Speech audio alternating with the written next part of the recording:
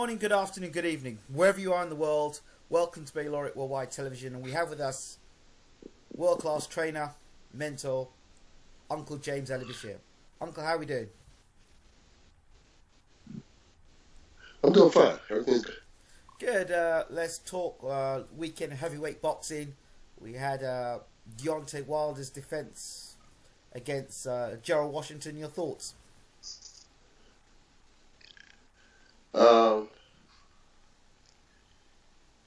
I don't know whether it was the layoff that Deontay had with the two operations, the double operations on his bicep and his hand, but and then he came in at 222, which I didn't like.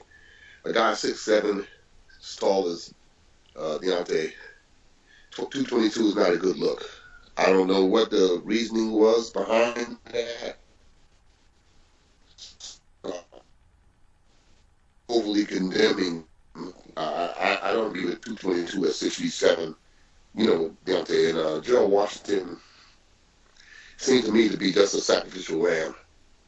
He started out good, but it looked to me like he was dead tired after the third round. And when Deontay found a home for his right hand, Gerald just packed it in. He just went quietly into the night. So I don't think too much to the fight. I don't think too much of what Gerald did. I thought that he could have gave a better account of himself. When you have the opportunity of a lifetime, I think that you have to go out there and lay it on the line. And Gerald, he just didn't do that. I did kind of warn people before the fight that as soon as Gerald Washington gets into round 4, round 5, his back starts hitting against the ropes, his stamina goes low, and then after that, the right hand, he's open to Deontay Wilder right hand and close the show, as he does with that right hand. He looked completely exhausted after the third round. Completely exhausted. He looked like he was ready to... I noticed how he returned to the corner, how he went and sat on the stool. He just looked completely out of it. Like all his reserves had been exhausted and he was ready to get out of there. So now the WBC has mandated Stiverne to fight Wilder in a rematch. A lot of the boxing world are not happy about it. They don't think that Stiverne's deserving of a world title shot. They don't think that... They think it's action replay. What are your thoughts as the expert trainer? Well, I think that Stiverne really hasn't earned the right, to compete for the title. I think that he's there because of Don King's political stance with the WBC, the relationship that he had with Jose Sulaiman over the years, and now with Jose Sulaiman's son. So, as a favor to Don King or his influence, Stiverne is back in the saddle for the title shot. But I don't think that he has done enough to deserve that shot. He may differ with me, but I don't think so. I mean, something's got to be done where people earn their shots, and Stiverne just hasn't done it since he lost the title to Deontay. Okay, so that being said, the fight is on. What are your thoughts on the fight itself, the rematch? Based on what I saw with Deontay the other night, I think that Stiverne stands a legitimate chance of getting the win. He can come back and win the title. Based on what I saw on Deontay, like I said, you can't really gauge it. His performance, because he's had a double operation on the bicep and on the hand, and nobody knows the psychological state. He came in at 222, which I don't agree with a guy at 6'7", a strong kid like Deontay Wilder. So a lot of things could be going on behind the scenes that I'm just not privy to. But outwardly, no, I didn't like Deontay's performance.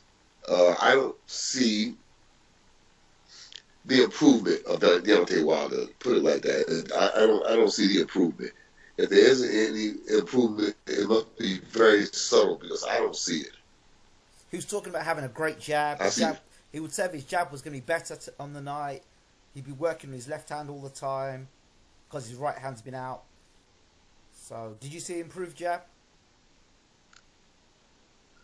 I I saw an improved jab in the fights prior to the other night, but other than that, I didn't see much of anything from Deontay Wilder. Um, I think that his jab did improve somewhat based on the opponent, because I noticed that most jabbers are no good when somebody is jabbing with them, and that seemed to be the case the other night. That Washington was using a good jab and it nullified Deontay's jab. But having said that, Deontay seems to go berserk when he lands a good shot. He seems to go berserk and haywire and starts throwing a lot of random punches that you can't really get the value of a good heavyweight, because he goes berserk. He starts fighting like a schoolyard girl, throwing those wild punches, which will eventually, as the great George Foreman says, when you're throwing punches like that there, it's like doing 10 miles of road work, and you can't get that energy back. You can't get it back. So, no, I just don't see the improvement. I don't like what I see. At this stage I know Deontay started late in his career. He started late. He started 19, 20 years old or something. And he's come a long way for a guy that was just starting to box at 19. I mean, most people would have warned against him turning pro. But he did turn pro, and he became the champion of the world. But after that, I just don't see the progress. I don't see the development of Deontay Wilder. He's just like stuck in the mud, one place. He's fighting one style, and he seems to be comfortable with fighting in that style. Critics would say that Deontay Wilder is doing enough. He's doing as much as he needed to do to remain unbeaten and to remain WBC champion. What is Stiverne going to do any different to what he did the first fight, so the fight doesn't go different? Well, we haven't seen much of Stiverne to gauge him, so it's hard to say if anything will change. I suppose that it will change based on what I saw just the other night. If that Deontay Wilder shows up, Stiverne should beat him. Points? Knockout?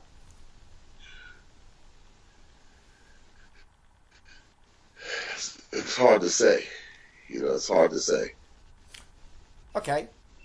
But I think that Stiverne stands a legitimate chance of winning the fight. So so you don't think Stiverne is as an outsider, like 1,000 to 1, as a lot of media people are saying? Oh, Stiverne's got no chance. Deontay Wilder, same thing all over again, same fight all over again. Forget it. Don't worry about it. No, I wouldn't say that. I wouldn't say that. I think that Stiverne is hungrier now than he was when he was the champion.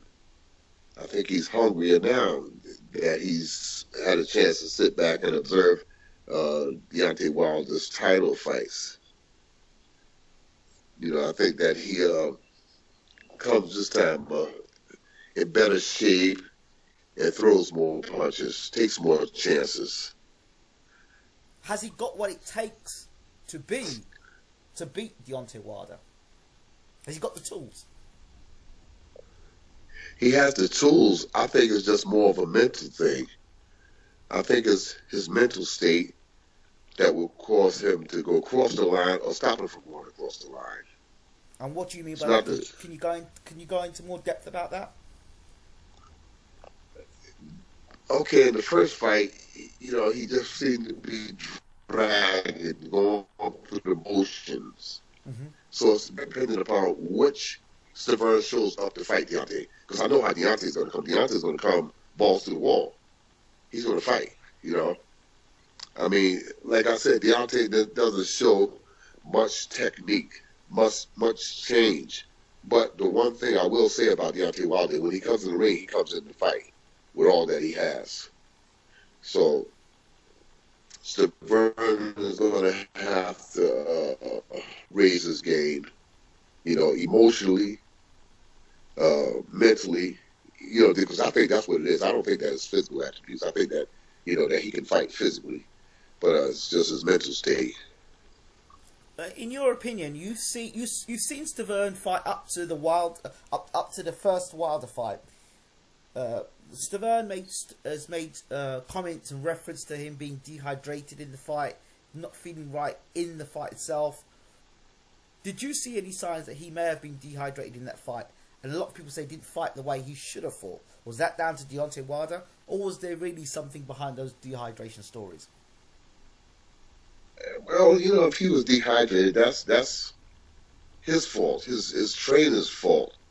Uh, you know, like who cares about him being dehydrated? That's the ramifications of preparing for a fight. It all comes down to what can you do in the ring. Everybody says something was wrong, but I learned a long time ago. I heard Larry Holmes say that no fighter ever comes to the ring 100%. He said there's always something wrong with a fighter. And I can bear witness with my years in boxing, there's always something wrong. A pinched nerve in the neck, pinched nerve in the shoulder, sore hands, wrists, back. It's always something wrong. It's just some individuals have the mental fortitude to overcome those ailments and persevere and go through the fight and win.